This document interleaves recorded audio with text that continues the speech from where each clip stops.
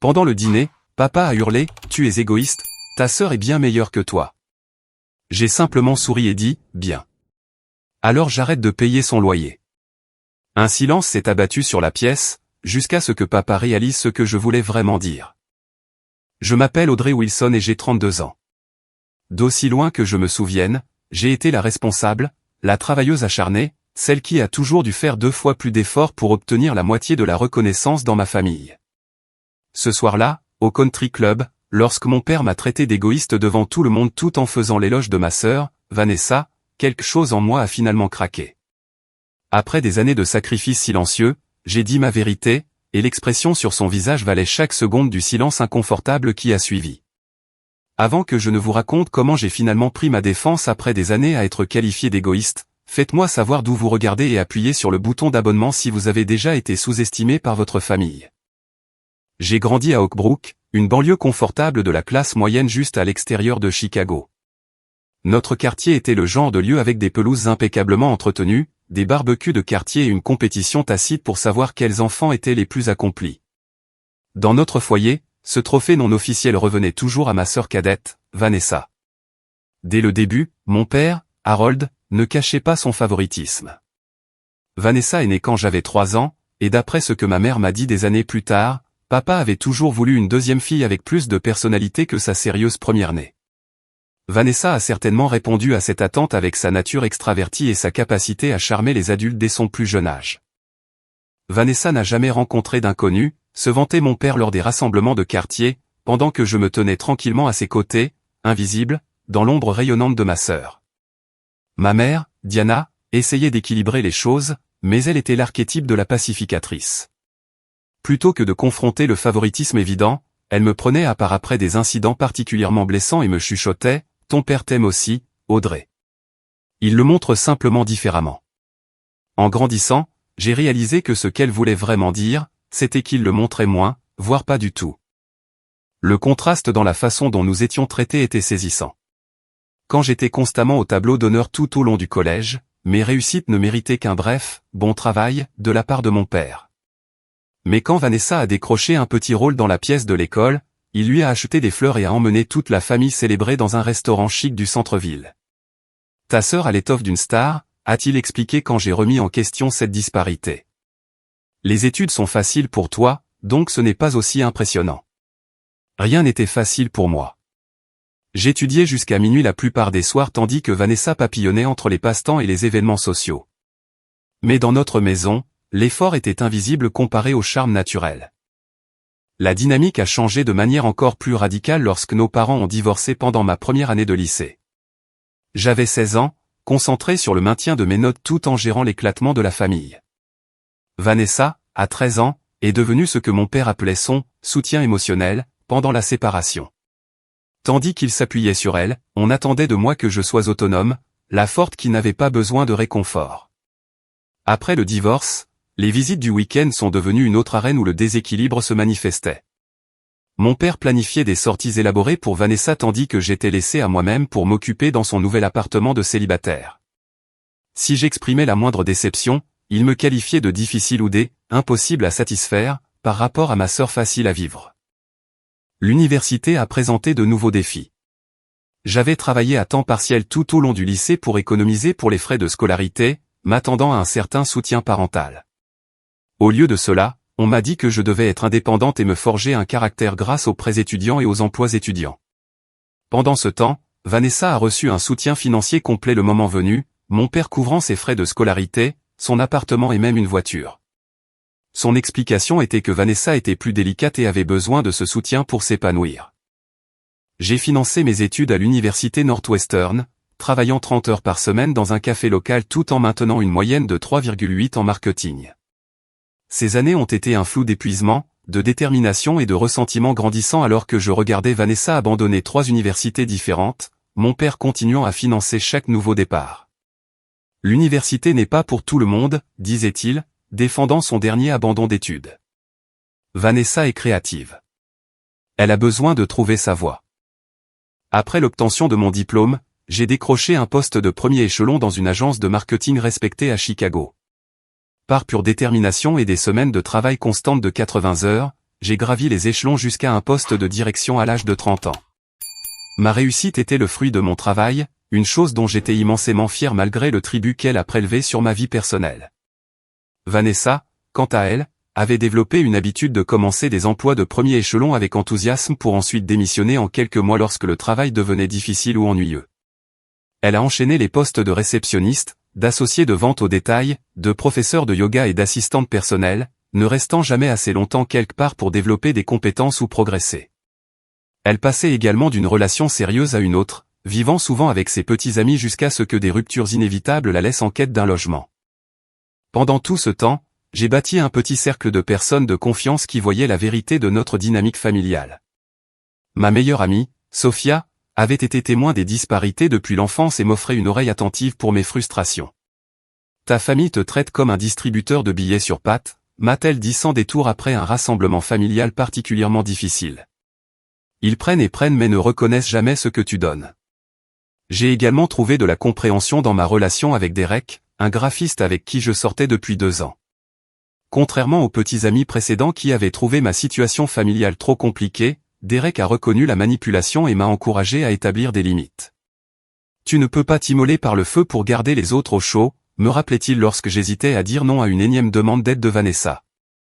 Le plus récent ajout à notre tableau familial compliqué était Brenda, la seconde épouse de mon père, de 15 ans sa cadette, et sans surprise, fermement dans l'équipe Vanessa. Dès son arrivée dans la famille, Brenda s'est positionnée comme l'avocate et la confidente de Vanessa, suggérant souvent que je devrais me détendre, ou être plus solidaire, de ma sœur en difficulté. La famille est de la famille, disait Brenda de manière significative lors des réunions de fête, ses yeux fixés sur moi chaque fois que Vanessa mentionnait sa dernière crise financière. Ce qu'aucun d'eux ne comprenait, ou choisissait d'ignorer, c'est que j'aidais silencieusement et constamment depuis des années. Mais la vérité sur le montant exact de mon soutien à ma sœur ne resterait pas cachée pour toujours. L'arrangement qui allait finalement conduire au règlement de compte de notre famille a commencé il y a 2 ans, lorsque Vanessa m'a appelé en sanglotant à 23h30.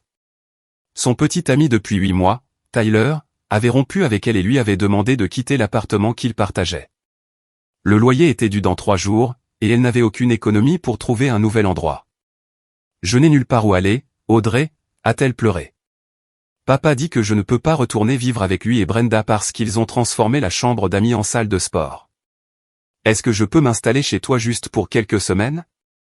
Mon appartement d'une chambre était à peine assez grand pour moi, sans parler d'une deuxième personne avec de nombreuses affaires.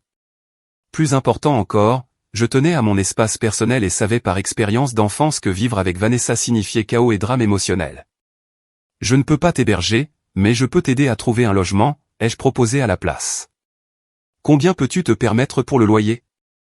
La réponse, c'est-il avéré, était presque rien. Vanessa avait contribué de manière minime au loyer avec Tyler, dépensant la majeure partie de ses revenus de barista à temps partiel en vêtements, sorties au restaurant et week-ends entre amis.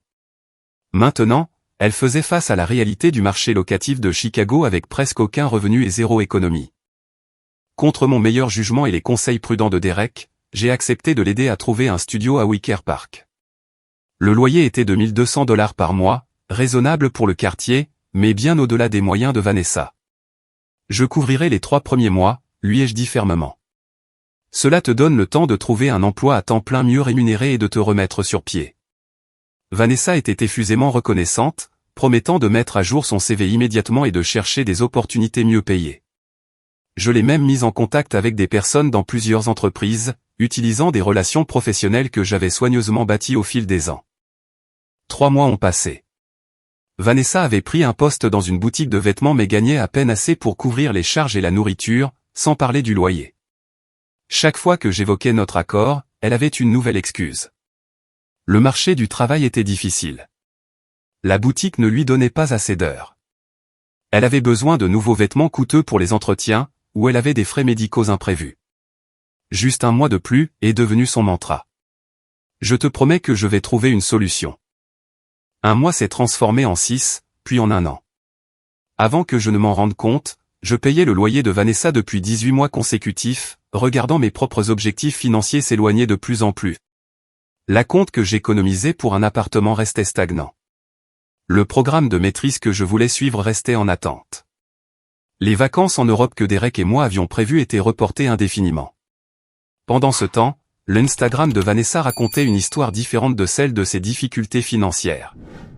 Il y avait des publications de week-end dans les vignobles du Michigan, de nouveaux vêtements de créateurs avec les étiquettes encore attachées, et des repas dans des restaurants chers avec des amis. Chaque fois que je remettais en question ses dépenses, elle avait une explication toute prête. Des amis l'avaient invitée. Elle avait trouvé des soldes incroyables. Le voyage était principalement payé par quelqu'un d'autre. La ponction financière était importante, mais le fardeau émotionnel était pire. Chaque mois, transférer ces $1 200 ressemblait à un cri silencieux dans le vide. Personne dans notre famille n'était au courant de cet arrangement, pas même notre mère. Vanessa m'avait fait jurer de garder le secret, affirmant qu'elle était trop gênée pour que les autres sachent à quel point elle avait des difficultés. En réalité, elle n'en avait pas du tout, du moins pas de la manière qui comptait. Elle avait un logement gratuit, grâce à mon travail acharné, tout en maintenant le style de vie de quelqu'un gagnant 3 fois son revenu réel.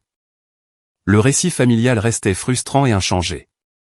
Lors des rassemblements, mon père et Brenda parlaient de la façon dont Vanessa trouvait son chemin et faisait de son mieux, malgré les défis.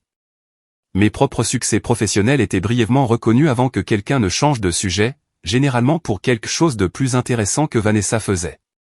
« Tu viens au voyage familial au lac Léman cet été ?» m'a demandé mon père lors d'un appel téléphonique dominical. « Je ne pense pas que je puisse prendre de congé, » ai-je dit, ce qui était partiellement vrai. Ce que je n'ai pas mentionné, c'est qu'après avoir payé le loyer de Vanessa, le mien, et essayé de maintenir une semblance d'épargne retraite, une autre dépense était hors de question. « Tu travailles trop, Audrey ?» a-t-il soupiré. « Il y a plus dans la vie que la carrière. Regarde Vanessa. Elle ne gagne pas beaucoup d'argent, mais elle sait comment vivre l'instant présent et profiter de la vie. » J'ai ravalé la réponse évidente, que Vanessa pouvait vivre l'instant présent parce que d'autres subventionnaient sa réalité. Au lieu de cela, j'ai changé de sujet, avalant mon ressentiment comme une pilule amère. Les commentaires sur mon supposé égoïsme ont commencé à augmenter. Quand je n'ai pas pu contribuer à un cadeau de groupe coûteux pour le 60e anniversaire de mon père, Brenda a tenu à dire « Je suppose que certaines personnes ont des priorités différentes », avec un regard significatif dans ma direction. Quand j'ai manqué un dîner de famille à cause d'une échéance de travail, mon père m'a envoyé un texto disant que j'étais trop concentré sur ta propre vie pour penser à la famille. L'ironie était suffocante. Je sacrifiais littéralement mon avenir financier pour ma sœur tout en étant qualifié d'égoïste par les personnes même qui n'avaient aucune idée de ce à quoi je renonçais. Derek a été le témoin direct de ma lutte, me regardant calculer et recalculer mon budget mensuel pour accommoder le loyer de Vanessa tout en maintenant mes propres obligations financières. « Ce n'est pas tenable », m'a-t-il dit un soir après que j'ai refusé un week-end à cause de soucis d'argent. « Tu lui permets de rester bloqué tout en te punissant. »« Que suis-je censé faire ?» ai-je demandé. « La laisser devenir sans-abri ?»« Elle ne serait pas sans-abri, » a-t-il dit doucement. « Elle devrait faire des choix différents. Peut-être prendre des colocataires, déménager dans un quartier moins cher, ou travailler réellement à temps plein comme la plupart des adultes. Tu ne l'aides pas en supprimant les conséquences naturelles de ses actions. » Je savais qu'il avait raison, mais des années de conditionnement familial rendaient difficile d'imaginer me défendre. Que dirait mon père? Comment cela affecterait-il ma relation déjà fragile avec Vanessa? Serait-ce la chose qui fracturerait finalement notre famille au-delà de toute réparation? Pourtant, quelque chose devait céder.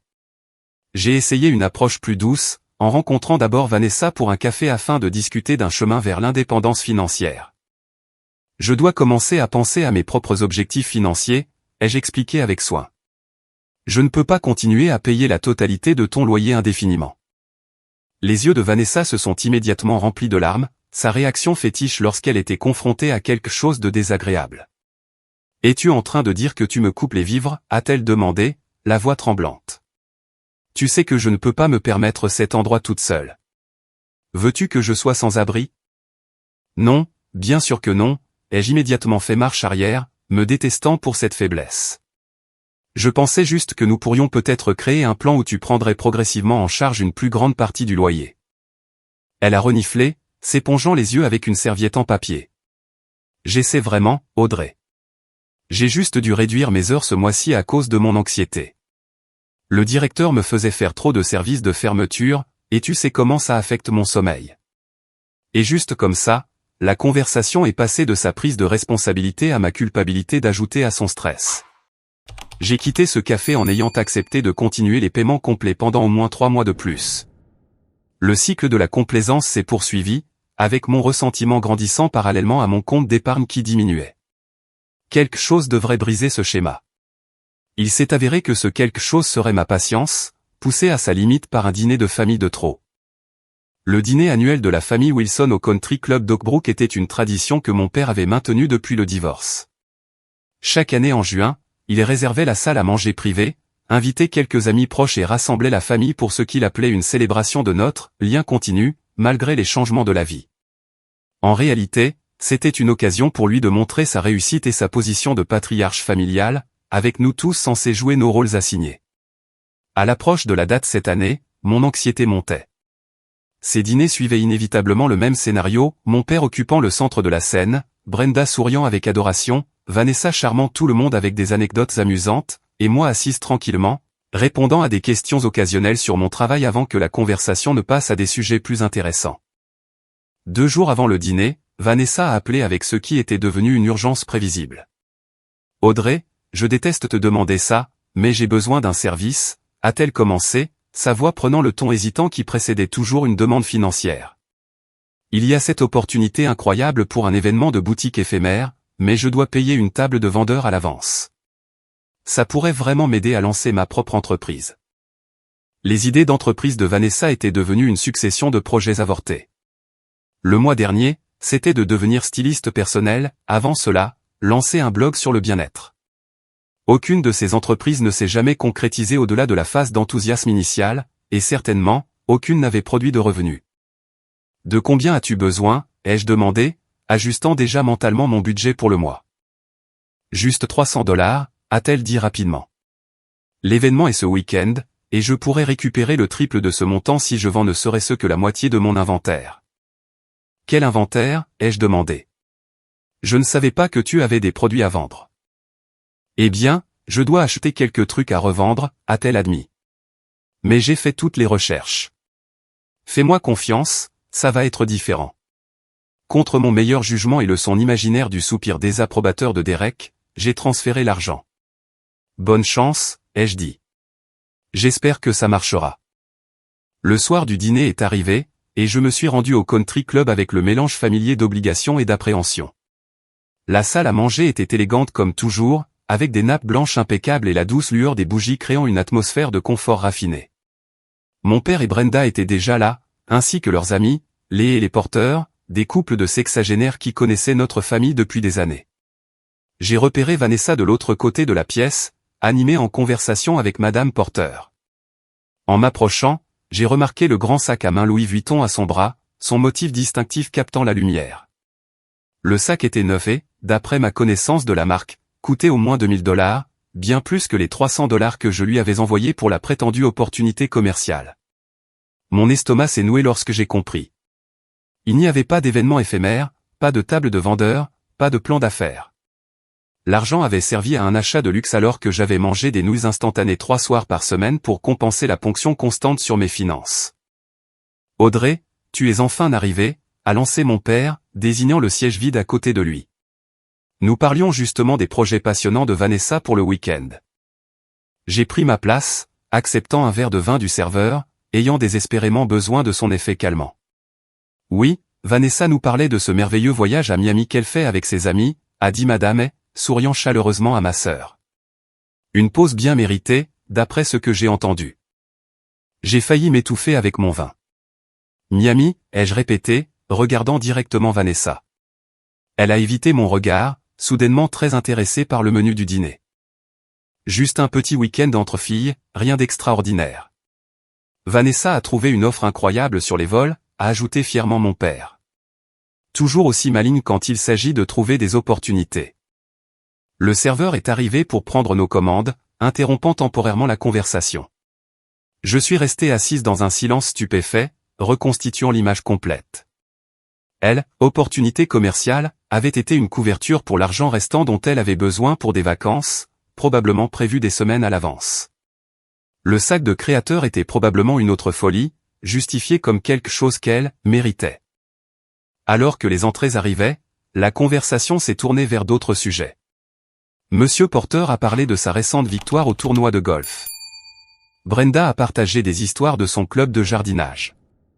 Mon père a régalé tout le monde avec des anecdotes de son récent voyage d'affaires à Boston. Pendant tout ce temps, je suis restée silencieuse, une tempête se préparant derrière mon sourire poli.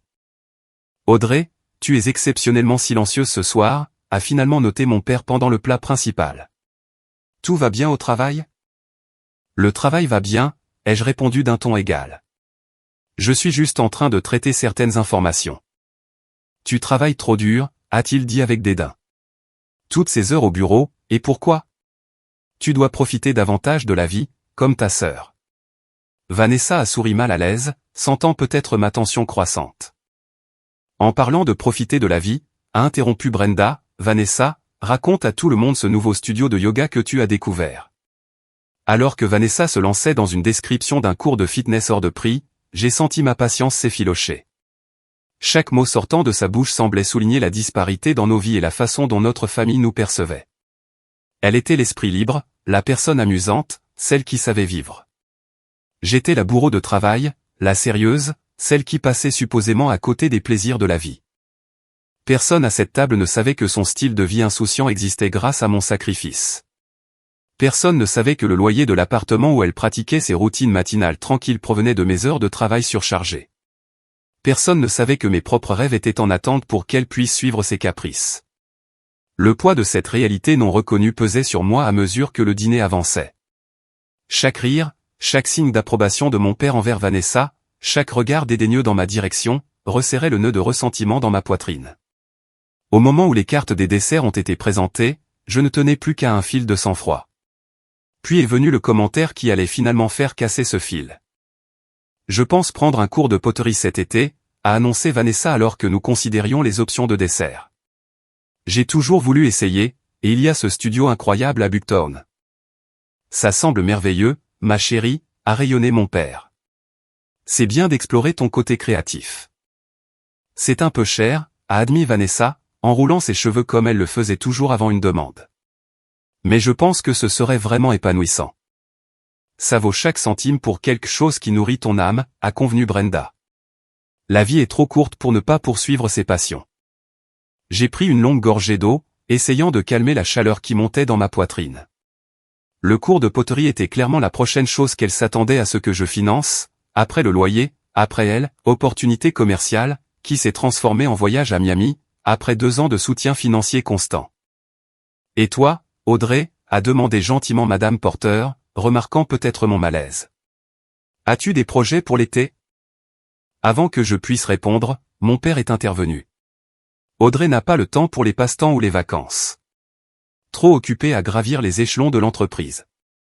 En fait, j'ai dû annuler mes projets de suivre des cours de 3e cycle cet été, ai-je dit doucement. Contrainte budgétaire. C'est le problème de votre génération, a commenté Monsieur Hay, trop axé sur les diplômes et pas assez sur les expériences. Ou peut-être que certains d'entre nous ont des priorités et des responsabilités différentes, ai-je rétorqué, incapable de dissimuler le ton tranchant de ma voix. Mon père a froncé les sourcils. Il n'y a pas besoin d'être sur la défensive, Audrey. Howard ne fait que discuter. Je ne suis pas sur la défensive. J'énonce un fait. Tu vois, c'est exactement ce que je veux dire, a dit mon père, sa voix s'élevant légèrement. Ta sœur accepte les commentaires constructifs sans broncher. Toi, tu dois toujours argumenter et rendre les choses difficiles.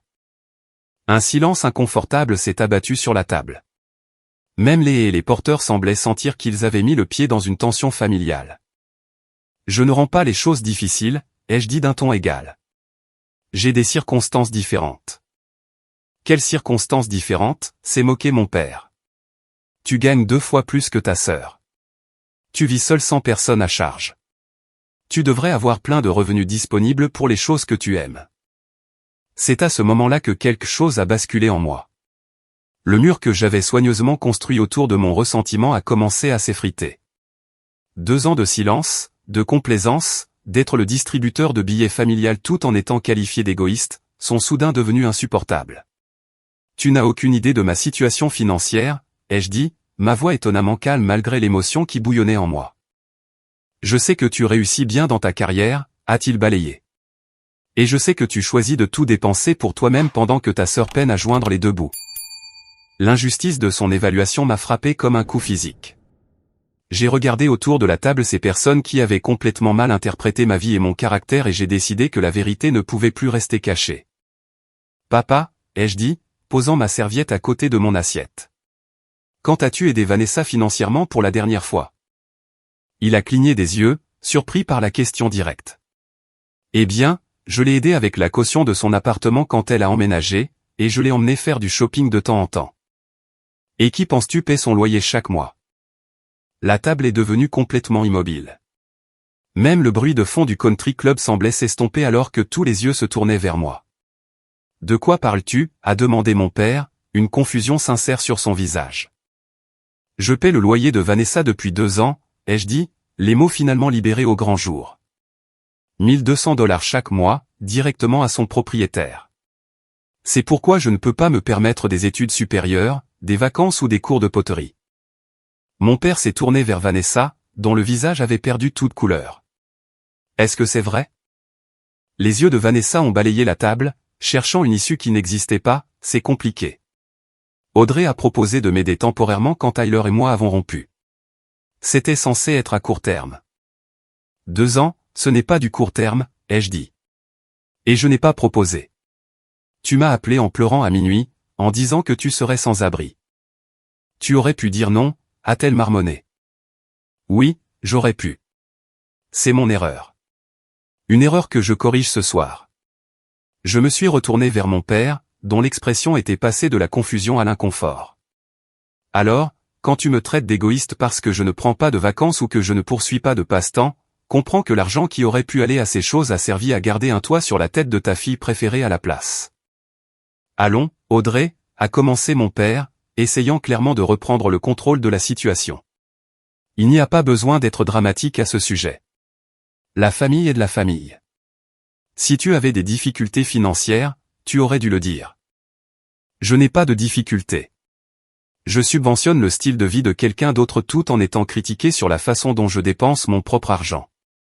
Je suis sûr que Vanessa est reconnaissante de ton aide, est intervenue Brenda, tentant d'arrondir les angles. Vanessa m'a dit il y a 3 jours qu'elle avait besoin de 300$ pour une opportunité commerciale, ai-je continué, ignorant la platitude de Brenda. Cet argent est apparemment allé à son voyage à Miami ce week-end. Et à en juger par le nouveau sac Louis Vuitton, il y a eu d'autres utilisations créatives des fonds également. Le visage de Vanessa a rougi. Ce sac était un cadeau, a-t-elle dit rapidement. De qui, ai-je défié? D'un ami. Quel ami dépense des milliers en cadeaux de créateurs? La table était devenue un tribunal inconfortable, avec les et les porteurs se tortillant maladroitement sur leurs chaises, souhaitant clairement être n'importe où ailleurs. Je pense que cette discussion de famille serait mieux poursuivie en privé, a suggéré doucement Monsieur Porter. Vous avez raison, ai-je convenu en me levant. Et je vais faire court. J'arrête de payer ton loyer, Vanessa. Tu as 30 jours pour régler tes finances comme une adulte. Le visage de mon père s'est assombri de colère. Tu ne peux pas simplement lui couper les vivres sans préavis. Où est-elle censée aller? Elle pourrait emménager avec toi et Brenda, ai-je suggéré. Reconvertir cette salle de sport en chambre. Ou elle pourrait prendre des colocataires, ou travailler à temps plein, ou n'importe laquelle des solutions qui n'impliquent pas que je sacrifie mon avenir financier. Pourquoi fais-tu ça publiquement, a exigé mon père. Est-ce une sorte de vengeance? Non, papa. C'est moi qui prends enfin ma défense après des années à être traité d'égoïste par des gens qui n'ont aucune idée de ce à quoi j'ai renoncé. Tu voulais savoir pourquoi je ne prends pas de vacances ou ne poursuis pas de passe-temps. Maintenant, tu le sais. Sur ce, j'ai pris mon sac à main et me suis préparé à partir. Alors, tu vas juste lâcher cette bombe et t'en aller, a crié mon père après moi. C'est pour ça que les gens te trouvent difficile, Audrey. Tu dois toujours faire une scène au lieu de gérer les choses avec maturité, comme ta sœur. Je me suis retourné une dernière fois, scrutant la table, les visages choqués des invités, le sourire crispé et inconfortable de Brenda, les yeux larmoyants de Vanessa calculant déjà son prochain coup, et mon père, me présentant encore d'une manière ou d'une autre comme la méchante dans une histoire où j'avais silencieusement sauvé tout le monde pendant des années. Je gère les choses avec exactement la maturité qu'elles méritent, ai-je dit calmement. Profitez bien de votre dessert. Je vais me raccompagner. Le son de mes talons sur le parquet a résonné dans la salle à manger alors que je m'éloignais, laissant derrière moi le poids des attentes et de l'obligation que j'avais portées pendant trop longtemps. Pour la première fois depuis des années, malgré la confrontation et ses retombées inévitables, j'ai ressenti quelque chose de proche de la liberté. Le trajet de retour du country club était surréaliste. Mes mains serraient le volant si fort que mes jointures sont devenues blanches. Mais à l'intérieur, je ressentais un étrange mélange de terreur et de libération. Des années de dynamique familiale soigneusement entretenue venaient d'être pulvérisées à une table de restaurant chic, et il n'y avait pas de retour en arrière possible. J'ai à peine franchi la porte de mon appartement que mon téléphone a explosé de notifications, 3 appels manqués de mon père, 5 de Vanessa, et un SMS de ma mère demandant ce qui s'était passé. Les nouvelles voyageaient vite dans notre cercle familial. J'ai mis mon téléphone en silencieux et me suis versé un verre de vin, les mains tremblant encore légèrement. Puis j'ai appelé la seule personne que je savais capable de comprendre. Je l'ai fait, ai-je dit à Derek quand il a répondu. J'ai dit à tout le monde la vérité sur le loyer de Vanessa. Comment ça s'est passé, a-t-il demandé prudemment. À peu près aussi bien qu'une explosion nucléaire. Je peux venir? Je ne veux pas être seul en ce moment.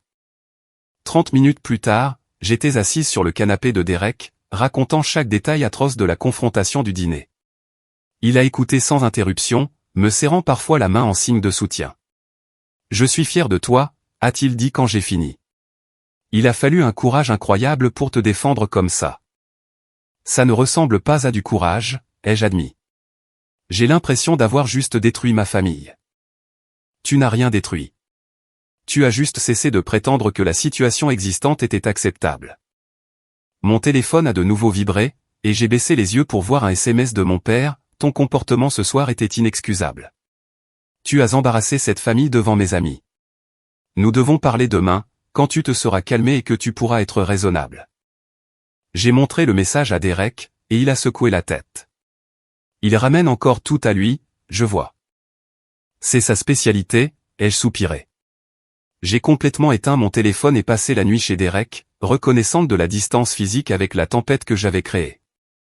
Le matin est arrivé trop vite, et avec lui, la réalité que je devrais faire face aux conséquences de ma révélation.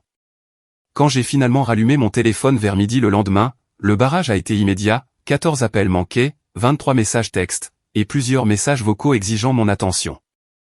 Les textes de Vanessa allaient de la colère, « Comment as-tu pu m'humilier comme ça, au désespoir, s'il te plaît, appelle-moi. Nous devons trouver une solution, à la manipulation, je suppose que tu ne t'es jamais vraiment soucié de moi. » Ma mère, qui n'était pas au dîner mais avait clairement reçu plusieurs versions de ce qui s'était passé, a envoyé un message typiquement conflictuel, « Je comprends que tu as aidé ta sœur plus que quiconque ne le savait, mais l'embarrasser publiquement, elle est ton père, n'était pas la solution. Pouvons-nous parler de trouver une solution qui convienne à tout le monde ?»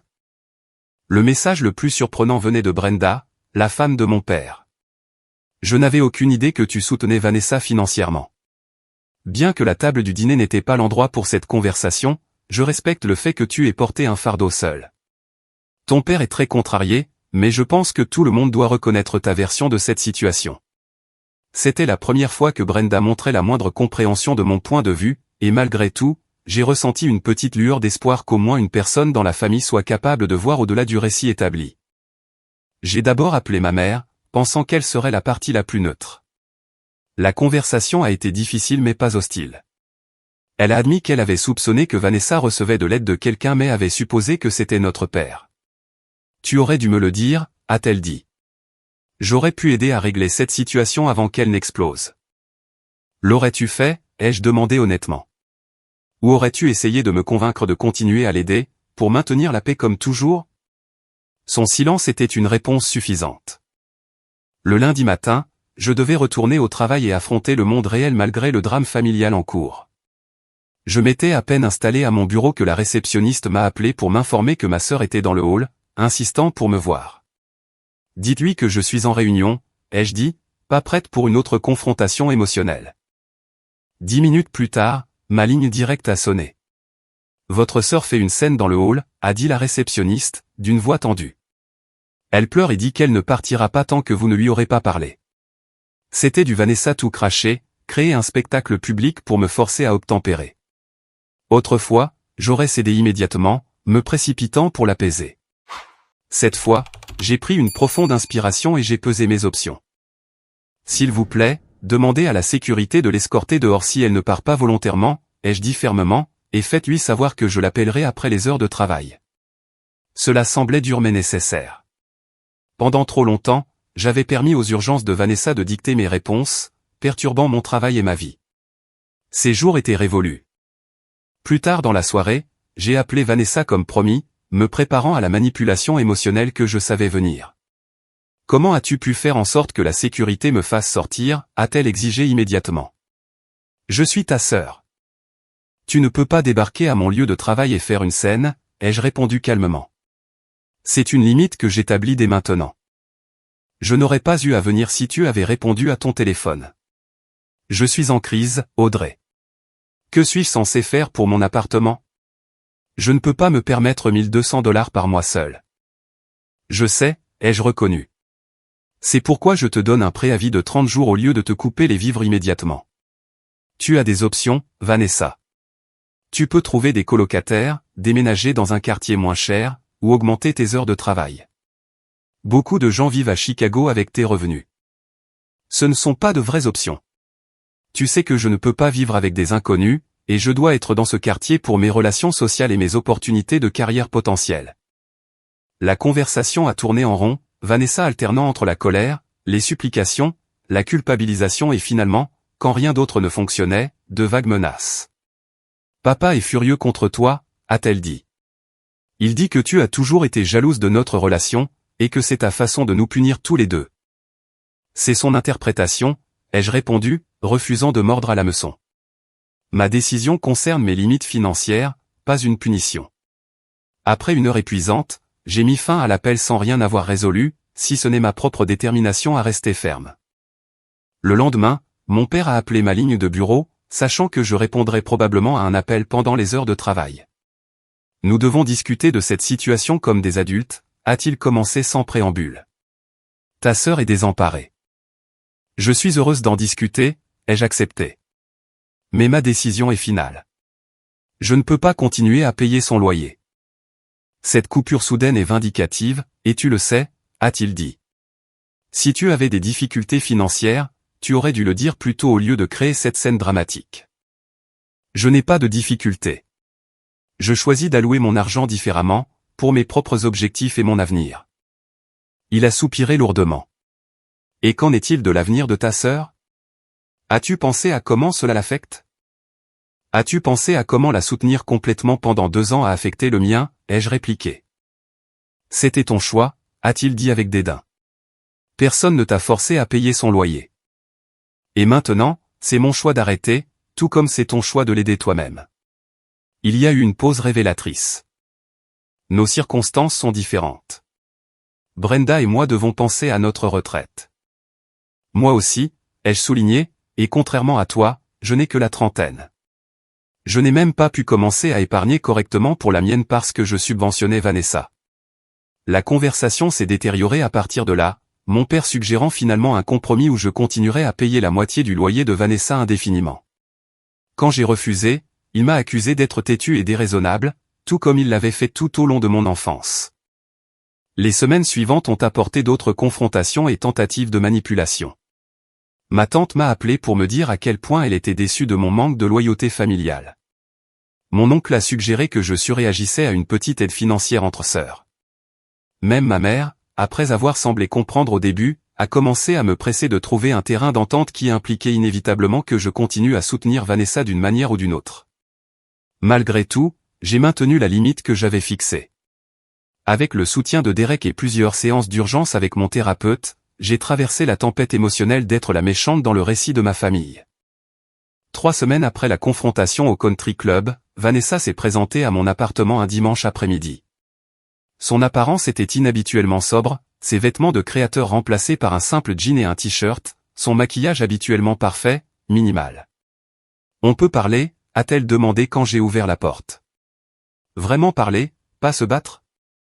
Je l'ai laissé entrer avec prudence, me préparant à une autre tentative de manipulation. Mais alors que nous étions assises l'une en face de l'autre à ma petite table à manger, j'ai vu quelque chose dans son expression que j'avais rarement vu auparavant, une vulnérabilité sincère. J'ai été horrible avec toi, a-t-elle dit doucement. Je savais que ce que je faisais était mal, profiter de ton aide mois après mois. Mais c'était si facile de laisser les choses continuer. Je suis restée silencieuse, attendant la suite, la demande qui suivait inévitablement ces rares moments de prise de conscience.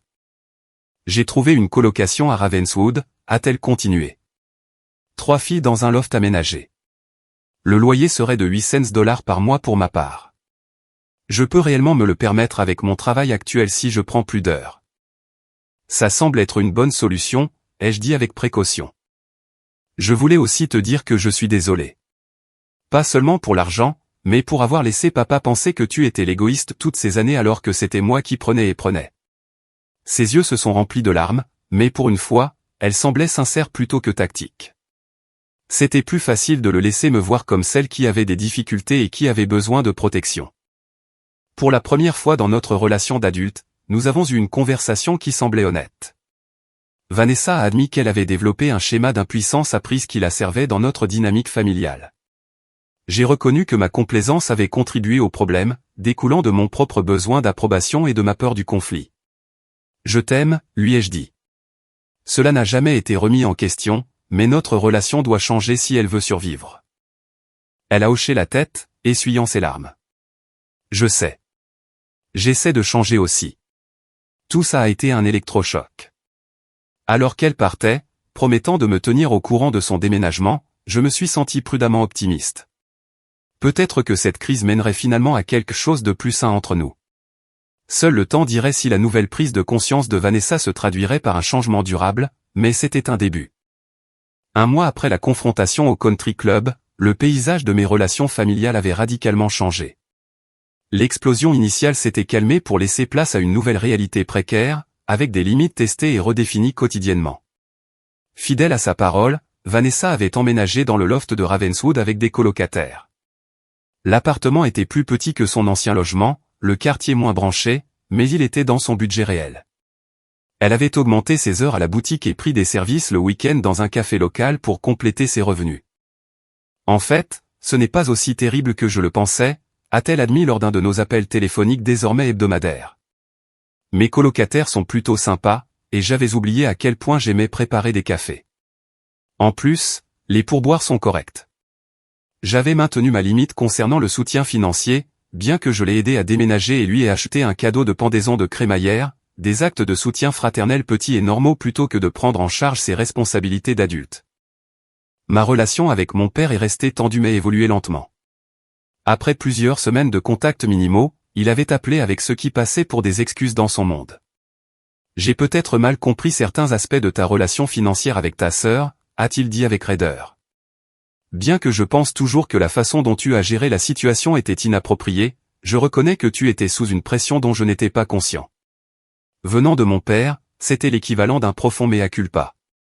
Je l'ai accepté comme la branche d'olivier qu'il était censé être. J'apprécie, papa. J'aurais pu gérer ça différemment aussi. Nous avons commencé à reconstruire notre relation avec de prudentes petites conversations sur des sujets neutres, évitant soigneusement les champs de mine des dynamiques familiales et des attentes financières. C'était un progrès, même s'il était imparfait. Le développement le plus surprenant est venu de ma mère.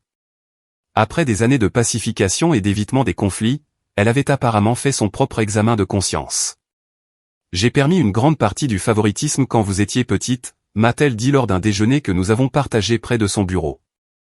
Je pensais te protéger en t'apprenant à être indépendante, mais en réalité, j'évitais simplement les conversations difficiles avec ton père sur la façon dont il vous traitait différemment. Pourquoi maintenant, ai-je demandé. Pourquoi reconnais-tu cela après toutes ces années? Parce que j'ai vu où cela a mené, a-t-elle dit simplement. Toi portant cet énorme fardeau financier seul tout en étant toujours qualifié d'égoïste.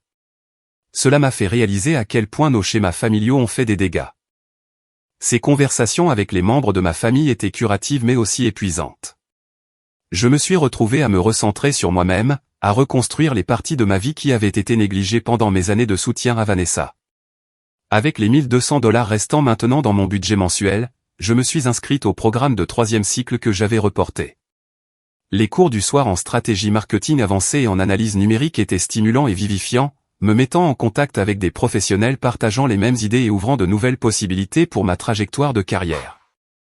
J'ai également commencé à travailler avec un conseiller financier pour créer un plan réaliste pour acheter mon propre appartement dans l'année à venir. Après des années à voir mes économies stagner, c'était stimulant de voir les chiffres évoluer dans la bonne direction chaque mois. Ma relation avec Derek s'est également approfondie.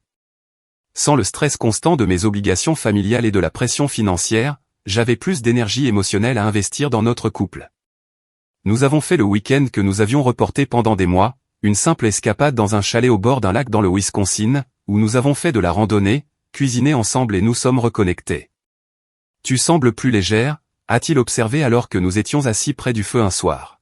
« Même quand tu souris, ça atteint tes yeux maintenant. »« Je me sens plus légère », ai-je admis. Je n'avais pas réalisé à quel point il fallait d'énergie pour maintenir cette situation jusqu'à ce que Jean soit libéré. Le véritable test de la nouvelle dynamique de notre famille est arrivé 2 mois après la confrontation, lorsque mon père a suggéré de reprendre la tradition d'un dîner de famille.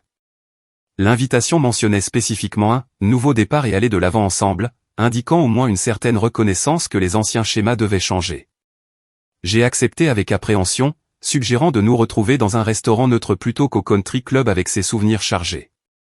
À ma grande surprise, mon père a accepté cette modification sans discuter, un signe petit mais significatif de sa volonté de s'adapter. Le dîner lui-même a été maladroit mais pas désastreux. Mon père, Brenda, Vanessa, ma mère, Derek et moi étions assis autour d'une table dans un restaurant italien du centre-ville, naviguant prudemment dans la conversation comme des personnes à un premier rendez-vous plutôt qu'une famille avec des décennies d'histoire. Vanessa a parlé de son nouvel appartement et de ses responsabilités accrues au travail avec une fierté que j'avais rarement entendue de sa part auparavant. Mon directeur me forme sur le système d'inventaire, a-t-elle dit. Si les choses se passent bien, il pourrait y avoir un poste de directeur adjoint qui s'ouvre à l'automne. C'est merveilleux, ma chérie, a dit ma mère chaleureusement. Tu sembles vraiment investie dans ce travail. Je le suis, a dit Vanessa, puis a ajouté avec un regard vers moi, il s'avère que j'aime bien avoir de la structure et des responsabilités. Qui l'eût cru? Mon père était plus silencieux que d'habitude, écoutant plus qu'il ne dominait la conversation. Quand l'addition est arrivée, il a insisté pour payer pour tout le monde, un geste familier de contrôle par la générosité. Mais ensuite, il a fait quelque chose d'inédit. Audrey, a-t-il dit en se tournant vers moi. Je veux en savoir plus sur ce programme de 3e cycle que tu as commencé.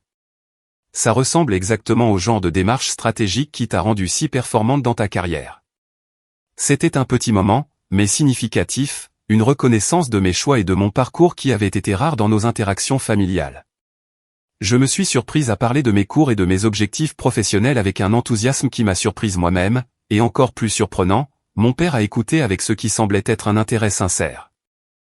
Après le dîner, alors que nous nous disions au revoir sur le trottoir, mon père m'a prise à part. Je veux que tu saches, a-t-il dit maladroitement, que j'ai réfléchi à la façon dont je vous ai traité différemment, ta sœur et toi, au fil des ans. J'ai attendu, ne voulant pas interrompre ce qui semblait être une confession difficile pour lui. Je n'ai peut-être pas toujours été juste, a-t-il continué. Ta sœur et moi sommes similaires à certains égards, et peut-être que cela m'a rendu plus facile de la comprendre et de la soutenir, mais cela ne signifie pas que j'accorde moins de valeur à tes accomplissements. Ce n'étaient pas des excuses parfaites. Cela ne reconnaissait pas les années de favoritisme ou le fardeau injuste que j'avais porté, mais c'était un début, une fissure dans le mur des dynamiques familiales qui avaient semblé impénétrables pendant si longtemps. Merci de dire ça, ai-je répondu simplement. Ça signifie beaucoup de l'entendre. Alors que Derek et moi marchions vers notre voiture après, il m'a serré la main. Des petits pas, a-t-il dit. Des petits pas, ai-je convenu. Les semaines suivantes ont apporté d'autres changements petits mais significatifs. Vanessa a appelé une fois pour demander conseil sur la gestion d'un client difficile plutôt que de demander de l'argent. Mon père a envoyé un article sur les tendances du marketing avec une note disant « J'ai pensé que tu pourrais trouver ça intéressant pour tes études ». Ma mère m'a invité à déjeuner régulièrement, s'efforçant de me poser des questions sur mes objectifs et mes rêves plutôt que de se contenter de gérer les crises familiales. 3 mois après la confrontation, Vanessa m'a invité à son nouvel appartement pour dîner avec ses colocataires. L'espace était modeste mais charmant, décoré avec créativité plutôt qu'avec des marques chères. Elle avait préparé un plat de pâtes simple, admettant en riant qu'elle apprenait encore à cuisiner avec un budget limité. Je voulais que tu vois que je m'en sors vraiment bien, a-t-elle dit alors que nous étions assises sur son petit balcon après le dîner. Je sais que tu t'es probablement inquiété que je m'effondre sans ton aide. Je me suis inquiété, ai-je admis. Je suis fier de la façon dont tu as géré ce changement. Elle a fait tourner son verre de vin pensivement. Tu sais ce qui est bizarre? Je me sens mieux dans ma peau maintenant. Quand tu payais pour tout, il y avait toujours cette voix dans ma tête qui disait que j'étais une ratée incapable de gérer la vie d'adulte. Maintenant je sais que je peux le faire, même si ce n'est pas aussi chic qu'avant. Cette conversation a marqué un tournant dans notre relation de sœurs. La dynamique passait de complaisante assistée à quelque chose de plus équilibré et sain. Nous trouvions notre voie pour être des sœurs qui se soutenaient émotionnellement sans enchevêtrement financier malsain. Au bout de 6 mois, de nombreux changements s'étaient solidifiés en de nouveaux schémas. Vanessa avait reçu la promotion de directrice adjointe et avait déménagé dans un appartement légèrement meilleur, toujours avec des colocataires mais dans un quartier qu'elle préférait. Elle demandait occasionnellement de petits prêts pour des raisons spécifiques, qu'elle remboursait maintenant systématiquement à temps. Mes cours de 3e cycle se passaient bien, un professeur m'ayant suggéré d'envisager d'enseigner en tant que vacataire après avoir obtenu mon diplôme. Derek et moi avions commencé à discuter sérieusement de notre avenir ensemble, y compris de la possibilité de nous marier et de combiner nos ressources financières pour des objectifs communs. Le changement le plus profond, cependant, était interne. Le poids du ressentiment que j'avais porté pendant des années s'était allégé, remplacé par un sentiment d'autonomie sur ma propre vie et mes choix. Je ne me sentais plus défini par mon rôle de « la responsable », du « distributeur de billets familial » ou de la « sœur prétendument égoïste ». J'étais simplement Audrey, une femme avec ses propres rêves, ses limites, et oui, sa générosité, exprimée selon mes propres termes plutôt qu'extorquée par obligation. Quand mon père a appelé pour inviter tout le monde au country club pour son dîner d'anniversaire, j'ai pu accepter sans le nœud d'appréhension qui aurait accompagné une telle invitation par le passé. Quoi qu'il arrive, je savais que je pourrais le gérer avec la force nouvelle qui vient du fait de vivre sa vérité. En repensant à cette nuit au country club, quand j'ai finalement dit ma vérité, je réalise que ce n'était pas seulement une question d'argent. Les $1 200 que j'envoyais chaque mois au propriétaire de Vanessa étaient le symbole de quelque chose de beaucoup plus profond, ma volonté de sacrifier mes propres besoins pour maintenir une dynamique familiale qui me faisait du mal. Le voyage du ressentiment à l'émancipation ne s'est pas produit en un seul moment dramatique, même si cela peut paraître ainsi de l'extérieur. Il a commencé par de petites reconnaissances, des moments de clarté favorisés par des personnes comme Derek et mon thérapeute qui pouvaient voir ce que je ne pouvais pas voir, que je mérite de prioriser mon propre bien-être. La liberté financière a créé l'espace pour la liberté émotionnelle. Une fois que j'ai repris le contrôle de mes ressources, d'autres formes d'affirmation de soi sont devenues possibles. Je pouvais dire non sans culpabilité. Je pouvais exprimer mes besoins sans m'excuser. Je pouvais exister dans ma famille comme une personne à part entière plutôt qu'un personnage secondaire dans l'histoire de tout le monde. Ma relation avec ma famille aujourd'hui n'est pas parfaite, mais elle est honnête d'une manière qu'elle ne l'a jamais été auparavant. Mon père et moi avons développé un respect prudent l'un pour l'autre. Il ne me comprendra peut-être jamais pleinement ou ne me donnera jamais l'approbation inconditionnelle que je désirais autrefois, mais il a appris à respecter mes limites, et j'ai appris que son approbation n'est pas nécessaire à mon bonheur. Vanessa et moi construisons une relation de sœurs plus saine, basée sur le soutien mutuel plutôt que sur la dépendance. Elle a encore parfois des difficultés avec la gestion financière, mais elle fait face aux conséquences de ses choix plutôt que d'attendre d'être secourue. En retour, j'ai appris à offrir des conseils sans contrôle, à prendre soin sans complaisance. Peut-être que la leçon la plus importante de cette expérience est que le comportement de complaisance nuit aux deux personnes impliquées. Quand je payais le loyer de Vanessa mois après mois sans attente ni limite, je ne l'aidais pas à devenir une adulte capable et indépendante. Je la maintenais piégée dans un cycle de dépendance tout en devenant moi-même de plus en plus pleine de ressentiment. La véritable générosité inclut le respect de soi. Pendant trop longtemps, j'ai assimilé le fait d'être une bonne sœur, une bonne fille, au sacrifice de mes propres besoins. Je comprends maintenant que des relations saines nécessitent des limites saines. Prendre soin des autres ne devrait pas se faire au détriment de prendre soin de soi. La paix qui découle d'une vie authentique vaut l'inconfort temporaire de dire des vérités difficiles. Pendant des années, j'ai évité les conflits en soutenant silencieusement Vanessa tout en acceptant la caractérisation injuste de ma famille me qualifiant d'égoïste. La confrontation au country club a été douloureuse et compliquée, mais elle a ouvert la voie à des relations plus honnêtes pour tous.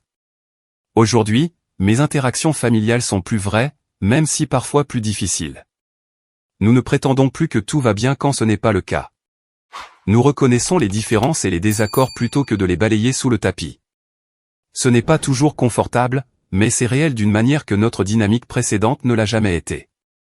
Alors que je regarde vers l'avenir, je suis pleine d'espoir quant à la poursuite de la construction de relations basées sur le respect mutuel plutôt que sur des rôles et des attentes dépassées. Le diplôme de 3e cycle que je suis maintenant en mesure de poursuivre ouvrira de nouvelles opportunités de carrière. Les économies que je constitue créeront des options pour le logement et, éventuellement, la retraite. Les compétences en communication honnête que j'ai développées me serviront dans toutes les relations, personnelles et professionnelles. Dire sa vérité peut réduire une pièce au silence. Mais dans ce silence, quelque chose de nouveau a l'espace de grandir. Parfois, la chose la plus aimante que vous puissiez faire pour vous-même et pour les autres est de briser un schéma dysfonctionnel, même lorsque cela ressemble à briser une tradition familiale. Avez-vous déjà eu à fixer une limite difficile avec des membres de votre famille qui ne comprenaient pas votre point de vue? Comment avez-vous trouvé le courage de vous affirmer dans une situation où l'on abusait de votre générosité? J'adorerais lire vos histoires dans les commentaires ci-dessous.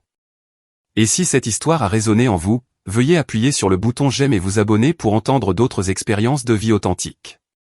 Rappelez-vous, établir des limites saines n'est pas égoïste. C'est nécessaire pour que de véritables relations s'épanouissent. Merci d'avoir écouté mon histoire, et je vous souhaite la force d'honorer votre propre vérité, même quand elle plonge la pièce dans le silence.